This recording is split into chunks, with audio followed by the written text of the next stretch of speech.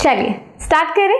Now it's time to learn about inland fisheries. अब इसमें क्या है, सबसे पहले तो यहाँ पर चेंज क्या हो रहा है, यहाँ पर चेंज आ रहा है आपके पानी में, यानी कि in brackish water resources. Brackish water क्या हो गया, ऐसे रिसोर्सेज, ऐसी जगहें जहाँ पर sea water plus fresh water दोनों ही हैं, ठीक है ना। तो एस्चुरीज जो होते हैं, लगून्स जो होते हैं, बेसिकली वो ऐसी जगहें होती हैं जहाँ पर आपका जो वाटर रिसोर्स है वो आपको सी वाटर के साथ साथ क्या मिलने वाला है, फ्रेश वाटर भी। तो ये कॉम्बिनेशन में अगर हम लोग बात करते हैं तो उनको हम इनलैंड फिशरीज में पढ़ते हैं, ठीक है ना। अब फ्रेश वाटर का सोर्स क्या होगा, कहीं ना कहीं पे रिवर, साथ ही साथ कहीं पे अगर समुद्र जुड़े हुए हैं, रिवर से कनेक्टेड हैं, so we have lagoons and all, ठीक है।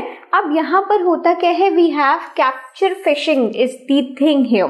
कैप्चर फिशिंग डायग्राम में, पिक्चर में अच्छे से, खूब अच्छे से दिख रहा होगा कि किस तरीके से बड़ी बड़ी वाटर बॉडीज जो होती हैं वहां पर कैप्चर फिशिंग इस तरीके से बड़े बड़े नेट करके ना, और पूरा ये जो आपको नेट यहाँ पर दिखाई दे रहे हैं, इसके नीचे पूरा अंदर तक एक टैंक सा रहता है, किसी तरीके से नेट तक रहता है कि आप लोग देख सको, मतलब सॉरी, फिशेस वहां पर इकट्ठी हो सके अलग अलग जगहों से, अलग अलग रिसोर्सेज से, जिनको ढूंढा जाता है पहले सैटेलाइट्स के द्वारा या फिर एको साउंडर्स के द्वारा, ठीक है, जो कि ऑलरेडी मैं पहले आपको पढ़ा चुकी हूँ। सो दिस इज द थिंग।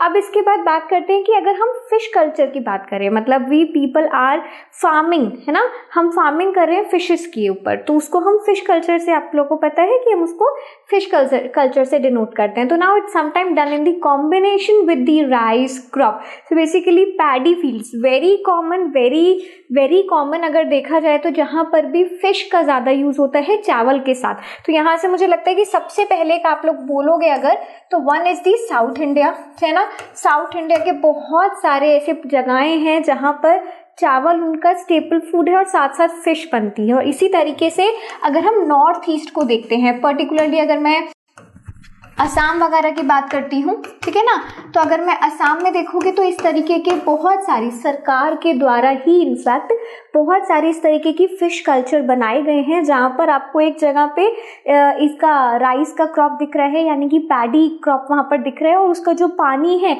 उसमें फिश को उगाया जा रहा है या फिर फिश को कल्चर किया जा रहा है, ठीक है। So this is very interesting, one of the very interesting thing. चलिए now let's start with composite fish culture, ठीक है। तो कॉम्पोजिट फिश कल्चर अगेन अपने आप में एक बहुत इंटरेस्टिंग कॉन्सेप्ट है, और इनलैंड फिशरीज में, जैसे कि पूरा चैप्टर आप लोगों ने यहाँ पर मेरे साथ पढ़ा है, पर आप लोग देखोगे कि इनलैंड फिशरीज में थोड़ा सा तरीका अलग है, मतलब हमें यहाँ पर कुछ नया सीखने को मिलेगा, नया पढ़ने को मिलेगा, ठीक है। सो कॉम्पोजिट फिश कल्चर क्या होता है, इसमें पहले मैं आपको समझा देती हूँ एक बार। कॉम्पोजिट में क्या होता है कि हम एक ही जगह में, एक ही पॉन्ड पर अगर मैं बात करूं, सो 5 से 6 अलग अलग वेराइटी की फिश हम वहां पर ग्रो करेंगे, या फिर उसको फार्म करेंगे, या फिर उसकी कल्चर बनाएंगे, ठीक है। जो भी मर्जी आपको कहना है आप वैसे देख सकते हो। तो उससे फायदा क्या होता है, उससे फायदा ये होता है, सबसे पहले तो एक सिंगल फिश पॉन्ड में हम 5 to 6 अलग अलग स्पीशीज जो होती हैं फिश की, उनको कल्चर करते हैं। दूसरा, the species are selected so that they do not compete for food with one another because of their different food habits. देखो, अगर मैंने 5 से 6 वैरायटी करी है, सपोज अगर मैं बात करती हूँ, मैं इस तरीके से आपको एग्जांपल देती हूँ, अगर हम एक फैमिली के 4 लोगों की भी बात करें ना, तो हर एक का जो फूड हैबिट होती है वो थोड़ी सी अलग होती है। अगर मैं पापा लोग की बात करूँ तो देखो, उनको प्रॉपर एक खाना चाहिए, तो खाने से पहले या तो पानी ले लिया या बाद में उसको रख लिया साथ में, है ना, बाद में उसको ले लिया, या फिर दाल रोटी चावल सबके साथ अच्छे से खाएंगे, पूरा सैलेड भी होगा, सब कुछ। अगर मैं बात करती हूँ वहीं घरों के बच्चों की, है ना, तो उनको तो बस मुश्किल से अगर हमने दे दिया, अगर पसंद है, दाल पसंद नहीं है तो जो दूसरी सब्जी बनी है उसी के साथ खा लिया है, अपना फेवरेट कुछ बनवा लिया। तो everybody have their own food habits, ठीक है। तो ये तो एक घर की बात हो गई। अगर मैं आपको आपके दोस्तों के साथ देखूं तो हर एक के घर टिफिन में आपको अलग अलग खाना मिलता है ना। क्यों? क्योंकि मुझे आलू पसंद है तो किसी को पनीर की भुर्जी पसंद है, तो किसी को भिंडी पसंद है। इस तरीके से हमें हर एक की फूड हैबिट्स, या फिर किसी को पुलाव पसंद है, तो हमें फूड हैबिट्स देखने को मिलती हैं। इसी तरीके से जो फिशेज हैं, जो कि हमने एक जगह पे लाके जिनको दोस्त बनाया है या जिनको हमने कल्चर किया है, उन सब की फूड हैबिट्स अलग होंगी। तो अगर फूड हैबिट्स अलग होंगी तो दैट मीन्स कि उनकी जो नेसेसिटी है खाना खाने की वो अलग है। तो यहाँ पर वो क्या करेंगे ना, एक दूसरे से लड़ेंगे नहीं, है ना, क्योंकि किसी का फूड हैबिट अगर दूसरे के साथ मैच ही नहीं कर रहा है तो मैं लड़ूंगी क्यों, खा ले भैया तुझे जो अपना खाना है ना, मैं कुछ और खाने वाली हूँ, तो दैट्स दी ओनली थिंग। जैसे मैगी पे लड़ाई होती है, बट अगर एक ने बिस्किट खाना दूसरे नमकीन खाने, तो उस पर क्या लड़ाई है, तेरे को बिस्किट का मन है, मेरे को नमकीन का मन है, सिंपल है। तो इसी तरीके से फिश के साथ भी होता है, ठीक है। So they have different food habits, therefore कोई भी compete नहीं करता, यानी कि लड़ता नहीं है, और जिसकी वजह से आपको कहीं ना कहीं फायदा भी होगा, ठीक है। अब मैं इसमें एक और चीज बताती हूँ, होता क्या है, अलग अलग जगह पे आप इसको कल्चर कर रहे हो, है ना। तो अब इसमें हम क्या करते हैं, कई बार हम वो वाली फिशेस लेते हैं सरफेस फीडर्स। एक टाइप की मैंने जो वैरायटी ली है वो सरफेस फीडर्स ले लिया, यानी कि पानी की जो बिल्कुल अपर लेयर्स में हमें फिश दिखती है वो होती है हमारी कैटलस, ठीक है। ये आपको देखने को मिल जाएगी। इसी तरीके से अगर हम थोड़ा सा और नीचे जाते हैं, यानी कि बॉटम फीडर्स अगर हम देखते हैं, मिडिल जोन में हम जाते हैं, तो हमें रोहू मिल जाती है, ठीक है।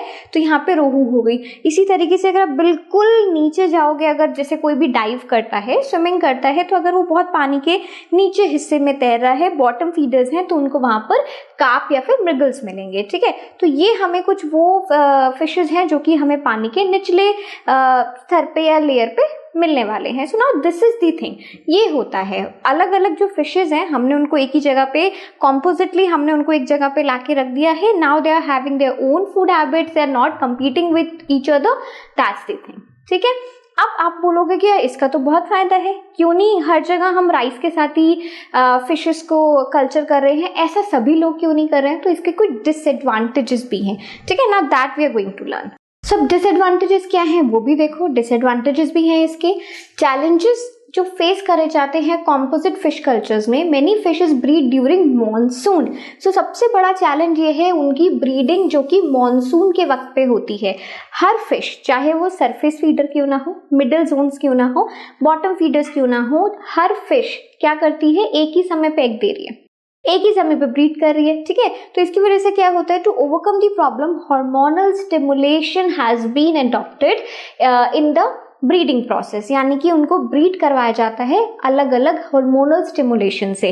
सपोज देखो, आपको ये चीज पता होगी, जैसे ह्यूमन बींग्स के साथ भी है कि हम लोगों की जो रिप्रोडक्टिव साइकिल है, या फिर हमारे अगर एनिमल्स की हम बात करते हैं, अभी फिश को 2 मिनट के लिए छोड़ दो, ठीक है। सो अगर मैं एनिमल्स की बात करूं या ह्यूमन बींग्स की बात करूं, तो हमारी रिप्रोडक्टिव साइकिल हमारे हार्मोनल बैलेंस से जुड़ा हुआ है। जैसे जैसे हम लोग बड़े होते हैं, पुबर्टी रीच करते हैं, we have hairs on our hands और समवट, है ना, बॉयज के भी हेयर पूरी बॉडी पे ग्रो करने शुरू कर जाते हैं, गर्ल्स के साथ भी ऐसा होता है। We have some body parts में चेंज आता है, एक शेप बननी शुरू होती है बॉडी पार्ट्स की। So that is hormonal balance, या फिर वो एक स्टिमुलेशन है जब हमने ग्रो कर दिया। तो इसका मतलब है कि कहीं ना कहीं पे रिप्रोडक्टिव जो आपकी एज है वो कहीं ना कहीं हार्मोनल स्टिमुलेशन से जुड़ी हुई है। And this is the same case with the fishes. यही सेम केस किसके साथ है, फिश के साथ है। तो वहां पर भी क्या होता है कि आपको पता है कि उन्होंने मॉनसून के वक्त पे ब्रीड करना है, यानी कि उनकी रिप्रोडक्टिव साइकिल उस वक्त चल रही है। तो अगर आप सबको, है ना, 3 वैरायटी फिशेस अगर आपके पास है, आपने उनको हार्मोनल उनका जो बैलेंस है वो चेंज कर दिया, किसी को अलग समय पे आपने उसके हार्मोन्स इस तरीके से एक्टिवेट करे कि वो कभी और ब्रीड कर रहा है, किसी और सीजन में ब्रीड कर रहा है ना, आपने दूसरी फिश के कोई और हार्मोनल्स में तुमने आपने एक्टिवेशन किया जिससे कि वो किसी और समय पे ब्रीड कर रहे हैं। तो क्या होता है, क्लैश नहीं हो रहा, एक साथ नहीं आ रहा है ना, सबके पास अपना अपना टाइम है, जिसकी वजह से आप सप्लाई अच्छी कर पाएंगे। Supply of 4 pure fish seed in desired quantities में, यानी कि जिस फिश का आपको जितना सीड रिक्वायर्ड है आप वो कर पाएंगे, दैट इज इंपॉर्टेंट, ठीक है। सो समझ आया आपको चैलेंज? आई रियली होप आपको समझ आया हो। मुझे बताया भी जरूर करो कमेंट सेक्शन में, सिर्फ लाइक करने से फायदा नहीं है, देखो लाइक तो करना ही करना है, ठीक है, बट साथ ही साथ मुझे बता भी दिया करो आपको समझ आया है नहीं आया है। कोई क्वेश्चन है पूछ लो मेरे से, मैं देखूंगी, अपने आप उस पर रिप्लाई कर दूंगी, ठीक है। चलो अब मिलते हैं नेक्स्ट पार्ट के साथ। We have done with the fish culture also, यानी कि फिश फार्मिंग कैसी होती है, इनलैंड और मरीन फिशरी, सब कुछ हमने पढ़ लिया है। Now let's start with the last topic for this chapter and see you soon guys. Stay tuned with us. Up till then everyone, keep smiling and take care.